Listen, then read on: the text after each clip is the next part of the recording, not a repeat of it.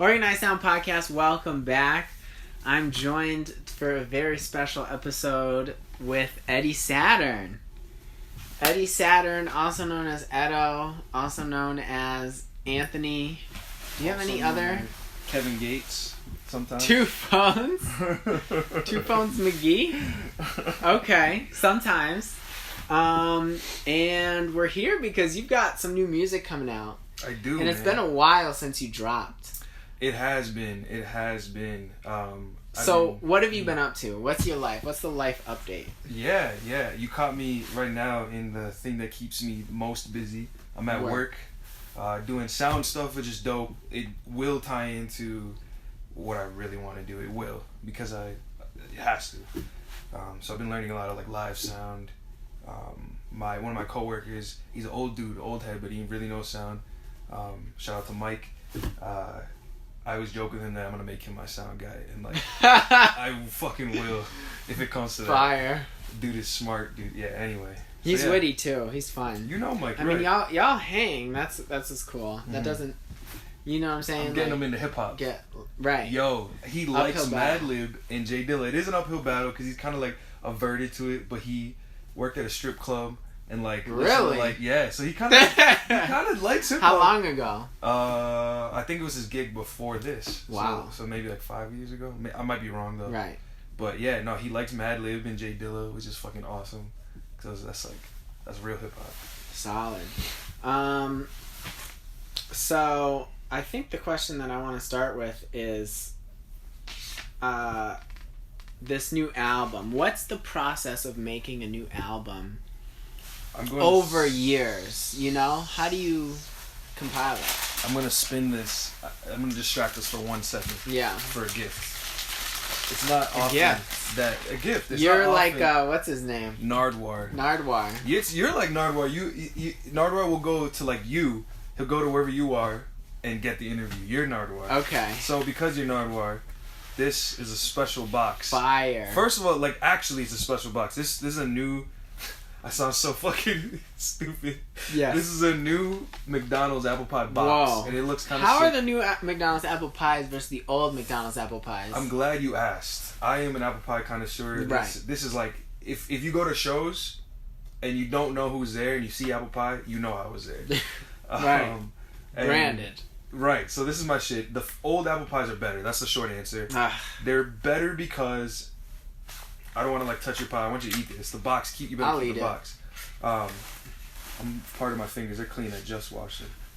As you see, it's got this gourmet laced crust. Yeah. And it's extra sugary, and it's just a little too much. A little too much. They tried to do a little too much. They did, and the old one had cinnamon, and it was perfect. That's why I like the pumpkin pies a bit more. Anyway, it's special also because it says Organized Sound is better than McCafe Baked Apple Pies. Oh, shoot. And I signed it. That is the co-sign. I appreciate that, man. And I will be eating this right after this interview. I will eat this because I'm actually currently hungry. I was going to save mine. I bought 2 or 3. And then we cheers, but I couldn't do it, man. Couldn't survive. Good. Anyway, your question. We're sorry. talking about how do you approach making an album over multiple years? That is... a challenge, first off. Because I don't even know that it started off as a multiple year project, but it now is. Right. So how's that? You actually caught the good first 20% of the album being made in New York. You think that was only 20? Maybe, because I think I wrote stories there, and that's that might be my best so heavy song. In concept. Yeah, that's my best song. Not in its poppiness or its rap. It's it's got a little bit of everything. And it came from the heart. It came from a place I was, and I don't know if I'm there anymore. But it came so easily because of what New York did to me, inspirationally. Anyway, that's to say that an album over years is a collection of different inspirations, and they all happen to kind of come together. New York, I was very much a nomad. I felt kind of back against the wall, but also future all ahead of me. So a lot of the songs I wrote then were kind of like that. I wrote New Money song, Hermes Ginza. Yeah. There too. Yeah. And those have a similar vibe. But it started off really on my trip to Africa. So that was 2016. And I knew I wanted to do like, I was listening to a lot of 80s. That's when I really started like ramp up on my 80s shit. Yeah. And I wanted to do something like, it sounds corny, not like Toto, but like there's this weird feeling from that song that's like you've been to this place. And I fucking actually went to this place. Right. You know what I'm saying? And it had this like this mysticism, and I wanted to capture that in an album. And I kind of felt like I had gone through a transition, and I wanted to document that in an album. So that's how it started. So 2016, now we're 2019. Right. Okay. How much of the album is done at this point? So, essentially, if you look at it from what can I do, 100% of the albums. Well, we'll say 98, because literally today, you were mixing some stuff. Mixing some last minute stuff. I feel like Kanye. Yeah. And it's worth it. I'm doing a lot of like effects and stuff like that, and I'm sending it to Andrew Odell, who is a newcomer to this journey, but such a pivotal part. He's gonna be mixing my albums from here on out, pretty much. Cool dude. Anyway, yeah. So like 98% is done, except that number goes down because I'm missing some other vocals that I don't wanna. You were telling me. Yeah. There's some vocals out in the wind, and you need to reel them in. Yes, sir. I want to talk about what you've been doing on digital lately. You jumped into YouTube. And really cool show, very conceptual, kind of a nod to late night, kind of a nod to like an Eric Andre, I felt. What made you want to do a YouTube show? Yeah, I mean, you kind of hit it right on the nose. Like the stuff that I watched when I was little, and that I liked, in that world where like late night shows. Like I liked even like corny stuff like Jay Leno and like, what's his name? Conan O'Brien. Yeah, Jimmy Fallon. So I like stuff like that, and I want to like incorporate that more in my next season. But Eric Andre and Adult Swim, you know, like really like dry humor or like potty humor or like shock value, all that stuff is like funny to me. So I was like, yeah, I want to, with my name change, my brand change, I want to show people who I am, and the best way to do it is just fucking talk, because you know I like to fucking talk. That's the answer. Right. So where does Eddie Saturn come from? Yeah, so that has a long history. I'll make it quick. Edo came from high school, because people couldn't pronounce Prieto. Yeah. That became my name. Then I made a nickname through this album, Eddie Saturn, I believe, or like, yeah, I think it was Eddie Saturn. And I'm from Saturn, so I was like, all right, that makes sense. But then that became more like I kind of put it on the side, and that became more and more relevant when I started to see like these crazy like signs. Like Saturn is my sun planet. I don't know astrology like that, but I dipped into it, and it's my sun planet. I didn't know that. Which is like your leading planet. Correct me if I'm wrong. Ashani actually knows all this, so for real, we'll have to go to her. And then Freddie Mercury. I started listening to a lot of Queen. I'm like, oh shit, Freddie Mercury. Really? Eddie Saturn. You know? That's it. Yeah, that has like a very dip and dot like relationship.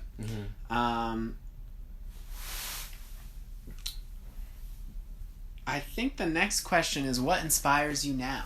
We talked a lot about what was inspiring you. So right now, what has your attention? Yeah. What is inspiring me now? I feel like cartoons and like colors are inspiring me more than ever. Because you know, I'm a cartoon head, but I feel like they get realer as you get older. And as far as colors go, I have synesthesia, which is like I see the sound. I see the sound. So like with cartoons, I love watching cartoons while listening or writing music, because the two kind of like they do something.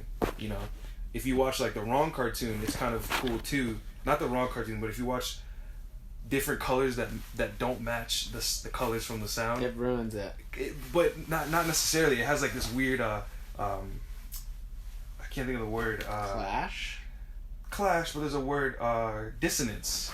There's some dissonance, but it's like a dissonance that can kind of inspire you if you wanted to.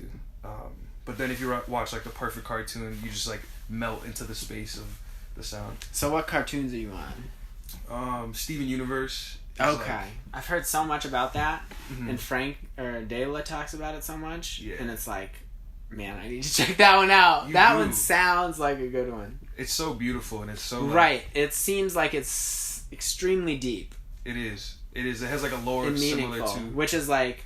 You could say that about a lot of cartoons, but it sounds like they really went out of their way with that one. They did. Rebecca Sugar's like... she did other cartoons before, or like she worked on Adventure Time, I believe. And she incorporates like musicals, and that's like a new thing too with new cartoons, incorporating like musicals. Theatrical, Which is I noticed that with Big Mouth. Did you watch Big Mouth at all? No, but you tell me to watch it. That show is rotten. It's so funny. Okay, I want to talk about your relationship with Yana. Now, you're both creators. You've been together a little while now. Yeah. What is it like having that relationship where both of you are making stuff and building each other up? Yeah. It is interesting. I think me and her are a great team because we like see things the same. Even though we won't admit it to each other sometimes, we see things the same. I've learned to give her space because me as a creative, I'm kind of like, what's the word? I can overpower sometimes because I just have this imagination. I'm just like, all right, let's get it out. Let's like, it could be like this. I've gotten better at saying could be instead of should be. And she doesn't really like it, so I've learned to kind of be more passive, and that's been great for her because she's kind of like low-key taking like my advice but then done it in her own way. So she's starting to find like her niche, and she's using her creativity to help mine, taking music videos. Right. Me and her have a music video coming out. Oh, really? That she filmed. That's cool. Oh, is this the most recent video that you have planned? Okay. Yeah. Sweet. I am looking forward to that one. Do we want to get into a snippet of your new music? Yeah. You know what? Let's play a snippet. We have the Bluetooth here, I don't know if so it's just too perfect an opportunity to pass up. It might have just turned off. Let's see here. Actually, it looks like it's still connected. No, it's off.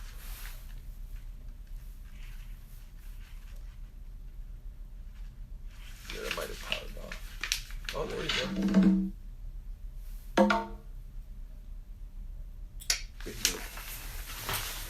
So this song is called Big No or Bingo? Big No, right? Big No. Damn it. So that's a big no. That's a big no. Bingo. My stardust was so fed up, I almost turned into a comet and fucked shit up. Then I met your stardust, can't split up, but I've been working hard, oh my god. 1,000 ways to die, another episode, I die when we make up. What would our TikTok be like? Just like this. But I can't let you go. Then you gotta do the instruments. Because I knew that I'd do it since the first time. There you go. Escape push into the sunlight. Wings out. This wide. It's gonna last all night. So yeah, that is. What's the name of this song? This is a tune, man. This is a chop tune. Why? I love it. This song's called Vacation. Vacation. Yes, near and dear to my heart. For a lot of reasons, man. I'm gonna get into them. I'm trying not to like have verbal diarrhea here, but I think that's. We want to talk about it. We want to get to the bottom of this. So obviously, this is like a love song, or I shouldn't say obviously, but it is a love song about me and Yana, who's my girlfriend of 5 years. Just crazy. And we have this, like I said, this energy that's like, as much as we get in each other's hair sometimes, we're like the same creature, you know? We're the same species. If everyone had their own species individually, me and her are the same species. Tight. So if you listen to the lyrics, which the lyrics will be in a video if I drop this video. If you look at the lyrics, you'll see like, you know, what I'm saying about that. The other reason why it's important is the relationship with me and my producer Jake, my friend Jake, one of my best friends Jake, another creature similar to me. So what's it like being in the studio with him? It's crazy. Like, me and him are very... And what does he bring that your sound needs? It's a quicker question to say what doesn't he bring, because he literally is like a catalyst to my new sound. The dude is too talented. Jake, or Produced by Aliens, you could put his tag somewhere right here.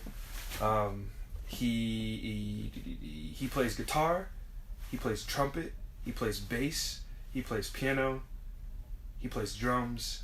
I think he's done everything but drums on my album. Wow. Like most of right. Yeah. Contributed.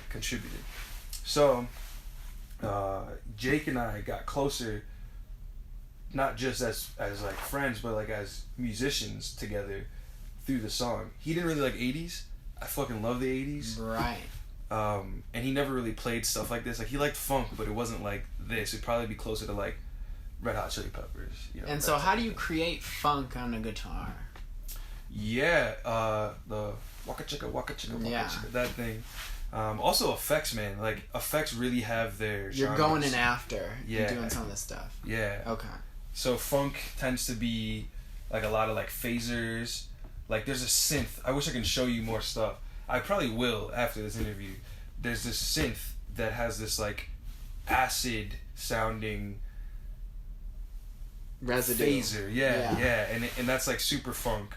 But then you think about like dub effects on reggae, like the echoes and stuff like that. So anyway, you asked what funk is, and it's like a lot of guitar, a lot of bass, a lot of like phasers. But yeah, Jake grew to not only like enjoy making 80s music, that's like part of his sound now. Okay. Like this like touch of nostalgia. Completely internalized it. Yes. Awesome. So yeah, that song is super special to me. I'm excited for that song in particular. So I think my last question is really what's the timeline here? When do you wanna bring this out to the people, this album? I said this last year, but this is definitely a Valentine's Day album. Yeah. So I'm gonna tentatively say, or I'm just gonna answer your question and say I would like to have this album out by February 14th. Got you. Yeah. Man. Awesome. Yeah, man. Awesome. Did you have anything else you want to say? Anybody else you want to shout out? I could shout out so many people. Actually, no. I do have an extra question, which is, how have the shows been? You just did a show, Bing Arts Center. That was tight. You had a whole fit for that. I did, yeah. That was, how can I start this? So Talking Heads, you know about Talking Heads? 80s band? That's a band, yep. Yeah. So I've been getting to them lately, and they had this thing called the Big Suit, and they went on tour with this big suit. It was like shoulders. Wow. These are geniuses. They're so zany watching their tour videos, but I didn't watch their tour video before I did this, but it happened to be like a similar concept. I'm touring with my kimono. Yes. So the other thing. How'd you come onto kimonos? Yeah, Yana will say I am culturally appropriating. I say I have a love for the culture. I'm learning the language. I'm learning, like, literally, I'm learning Japanese. I'm learning cultural references. I watch their shows sometimes, and I like kimonos. I've always liked it. It's free flowing. It's great to perform in. It's kind of like got a sleek, like, sexy look, even for a slub like me. It's so dynamic. Yeah, man. I agree. So yeah, I was like, I'm gonna design a kimono. I did, and I had help from Yusuf. So I'm gonna shout out to Yusuf Kamazi, very great designer from Chicopee. Like, but he looks like he should be in New York. Dude is crazy, high end fashion. I feel it. He helped me make it, but he gave me the room to design it myself, and I thank him for kind of putting me in that direction. And he said, "Yo, this is fucking beautiful." So thank you for giving me that confidence. I did it all on my own, and then he made it all on his own. So he produced it, and it's his stitch work that put it on your body. Yeah, he made it. He literally took it from my imagination and made it real, which is crazy. Gotcha. So yeah, I'm touring with my kimono. I showcased that at the show at Bing Arts Center. I'm probably gonna do more shows at Bing Arts Center. And you did a full band there. Are you trying to continue that? Yeah. As of now, on my shows, I'm gonna make a tour about it. I want to have a string of shows that I can announce. But as of now, any shows that I do, especially, or I guess even exclusively when I'm performing my album stuff, which is what I'm gonna be performing, it's gonna be with a live band, with me and my kimono. Fire. All right, so we can look forward to that. Any last shout outs? Shout out to Irma Prieto. Who's that, Mama? That is my mama. Okay. She's winning right now. She's getting her life together. She helped me get my life together. Oh yeah. She's listening to my music. Life is good. Really Something's kind of weird, but it's just. It's like across the board. Is around, right? Mm-hmm. And then shout out to Hawks and Reed. We got a show. Me, the Unknown Boys, Wiki Good, Soap from Disorderly Conduct. Yes. Going by Lupin now. We got that December 28th. Hawks and Reed. Pull up. Full band. December 28th. December 28th. Be there. Be square. Excellent. I think that's a great place to end it. I'm going to link your YouTube channel below. I'm going to link probably like tickets to that show that's coming up. And I'm really excited for this new music. Check it out. I'll definitely be posting it when it does become available. I know some details about this music video that's coming out, so I'm really excited about that. And that's going to be a cool kind of personal look into Ant's life and seeing him in his natural habitat. So thank you for watching Organized Sound Podcast. We're signing out, and thank you, Eddie Saturn. Peace.